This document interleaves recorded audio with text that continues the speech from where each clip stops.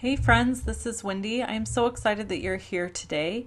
We are going to be making a really fun card that has a pop-up window. I do have a free digital download for the template of this card if you need that. So I will link it below this video. I also have linked the supplies. The paper we're using is the Cottage Countryside paper. This is from Honeybee's newest release. And I love this paper. It's so sweet and just, I don't know, it's very, very beautiful. Cozy, very spring, but I don't know, I almost feel like you could use it for fall also. And we're going to use the Wishing Well Lovely Layer dies, the Honeybee Rectangle dies, and then we are also going to be using paper trimmer, bone folder, basic supplies like that. This is the Honeybee freebie. This is $100 free gift. So, well, sorry. This is a gift you get for free when you spend $100. They are while supplies last. So if for some reason you don't get one, that's could be the reason why they've run out, but I think they still have some. So we're starting out with a piece of cardstock that is 5.5 by 12 inches, and we're going to score it at 4, 7.5, 8, and 11.5. We're doing this all on the landscape side, and there's no scoring or cutting on the portrait side. And there's actually the only cutting we're going to be doing is a little bit of die cutting, and then we're going to trim up that little 1/2-inch tab there at the end. So now what we're going to do is burnish all the edges with a bone folder. You want to make sure you get those score lines burnished really well, because this will help your card mechanism fold, open, and closed very easily. There are so many options for this card design as far as the pattern. The sky's the limit. I'm just using some 12 by 12 cardstock that I had in my stash. If you don't have 12 by 12 cardstock to create this card, I will have a video in the future at some point showing you how to make these types of cards without a 12-inch strip. It is easiest with a 12-inch strip though, I will admit that, because there's no extra cutting and adhering. It's just one cut and some scoring. And so here I'm basically just seeing what size window I want for my wishing well, kind of just trying to gauge what will give us some open space behind the wishing well, because we're going to add some of that pattern paper and I want that to be seen. If you cut your rectangle too small, the wishing well is just going to take up the entire rectangle space and you won't be able to see anything that's poking through the back. Now these card designs have so many options. They really are endless. You could layering, you could cut circles here where I'm putting the rectangle. You could do a circle, you could do any shape that your mind imagines basically. You can also do this without a die. So if you don't have rectangle dies, you could use a trimming tool, a trimmer, and put it in and cut a rectangle from this area. So the area you're going to want to cut your window is the closest to that 1/2-inch tab piece. So that little 1/2-inch tab is what we're going to use to close or adhere this card base together. And you want your window to be next to that, because that will be the inside front piece of your card. I'm using some mint tape from Honeybee to hold my dies in place. In case you don't know, Honeybee sells all kinds of products, not just products designed and manufactured by Honeybee, but many, many other products. Your Anna Griffin machine, if you want one of those, you can get it from Honeybee. So you can get lots of stuff there. All right, so here we're going to take that little 1/2-inch tab and we're just going to trim away just a sliver of it, because when we fold it over to close the card and get everything adhered, it doesn't quite close. So you're just going to need to take the little time to trim off just that little small piece. And then the way this card closes is it's going to just fold right over on itself. And you'll see that here in a minute when we go to adhere it. We're cutting this piece of cardstock at 3 or 3 1/4. It's really up to you. And then 5 1/2. And, or I guess this isn't cardstock, this is pattern paper. And then this piece is going to go into the center. Now you might notice I have a different color card base here. That's because I made 2 of these. So at the end of the video, you'll see them both. I just decided I loved both colors with the pattern paper, so I went ahead and made 2. This is kind of a standard practice that I'm doing now, is making 2 of every card, because I've just realized I like having the extra cards for sending as gifts and stuff like that. And having just 1 just doesn't seem to be enough. So I'm pretty much in the habit now of making 2 or even 3 cards when I sit down to make a card. So now that we have our pattern paper adhered to the center, we're going to be able to close up this card. Now, again, there are so many endless options for things that you could do. You can have layers in between the pop-up window and the back of the card. And in the future, I will be doing some more videos with ideas for you.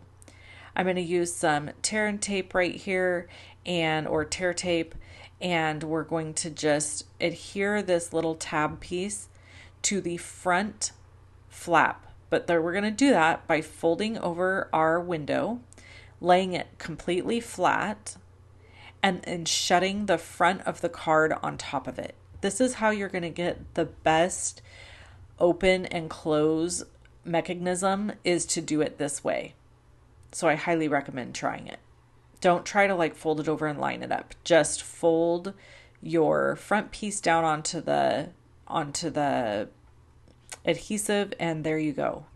This, as you can see, is super simple, and you could even have just a sentiment going across the inside of this card, and that pattern paper is so beautiful, it almost just stands on its own. You wouldn't even necessarily need to put anything on the inside. However, we're going to. So we're going to use the Lovely Layers Wishing Well, and I print out all of my Lovely Layer guides from the website, Honeybee website. Really easy to do, and I just fold them up and I put them in with all of my Lovely Layer dies. After I got all these colored, I used C1 from Copic markers to color all of these. Not C1, sorry. I used the C color family, so I think I used C1, C3, C5, and C7 to color my stone. And we're just going to then take every single piece of stone and layer it onto the wishing well. This takes a little bit because I die cut everything in white and colored it, and then I had to make sure I got the placement correct for all the stones. So just so you know that it does take just a minute to get all that layered. If I wasn't putting this on the inside of a card, I would have actually put all of these little stones on a piece of dimensional or foam tape, something to pop each stone up so that it would have even more dimension, and I think it would look really cool. So then for the top of the wishing well, I just stuck with my E30s. So like, I think I used E33, E31, E35, 37, and 39 to color all of the wood pieces for my wishing well. And then I just glued all of those pieces together following that Lovely Layer guide. And I went ahead and was able to assemble my entire wishing well. So when it comes to, part of the reason I like to do everything twice when I'm using layering dies from Honeybee is because often I learn things the first time. So with this wishing well, I learned that I put my little front piece with the handle there that you see it that I'm holding in my hand right now. I put that up too high under the hood or under the roof. And so when I made my second one, I moved that down some and it was perfect.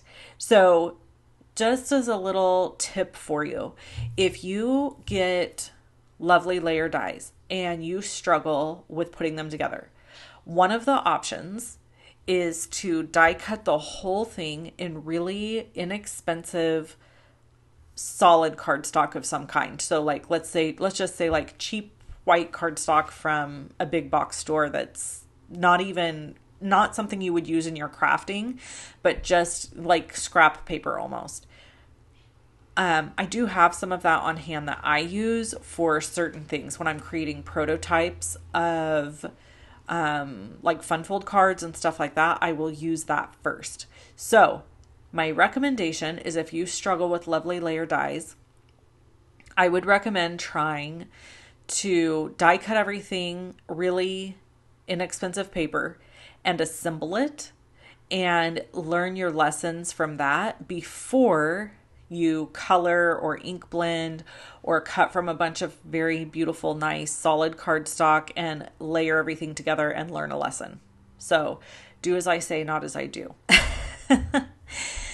So here I'm using Honeybee's white ink to stamp on this nice dark green cardstock, and then I'm going to cover it with white embossing powder, and then I'll die cut these sentiments out. For the front of my card base, you saw that I added a layer of that kind of peachy cardstock and then added a layer of the pattern paper. I really absolutely love how both of these cards turned out, and I really in my mind could just imagine Snow White and the Seven Dwarfs. Like, I actually watched the movie while I was putting these cards together because it's all I could think about in association with the wishing well. So it's probably going to come in the future where I use that wishing well in a way that is a nod to the Snow White situation. But anyway, or if you make a card that is a nod to Snow White using that wishing well, please share it in the Honeybee Challenge Facebook group. If you don't know about that Facebook group, it is available for anybody to join, and it's super fun. They do a challenge in there and they do giveaways. So if you're interested in joining that Facebook group, I will link it below the video so that you can join it. It is a Honeybee Facebook group. It's not like a personal Wendy Facebook group. So if you're not part of the Honeybee Facebook group, make sure you join. And then I'm going to run these through my Anna Griffin and die cut these. You could see how worn my Anna Griffin magnet is. I definitely need a new one, but it gets the job done still. So, there's that. So here is the inside of the card. And here's my other one. Now this one doesn't have the wishing well inside yet. I do finish it. I just didn't finish it with you because I didn't figure you needed to see me assemble and color two of the exact same thing. The front sentiment, these sentiments are from the So Special stamp set and dies. And the front sentiment says, I think it says, hello, sweet friend. Hello, my sweet friend. And then the inside sentiment that I'm going to add says, wishing you the best. So I thought it had to have the word wishing in it because it's a wishing well. Probably doesn't need to have that if you don't want it. But I just thought it would be a fun card to have on hand to send to a friend. You could send this for a birthday card. You could send this for a friend who maybe, I actually kind of have some friends and people going through some stuff right now that is like surgeries, nothing really serious, but like, just stuff where you'd like to make sure that you send your sentiment or thoughts to somebody. I hope you guys enjoyed this video. Thanks for hanging out with me, and I will catch you the next time. Bye-bye.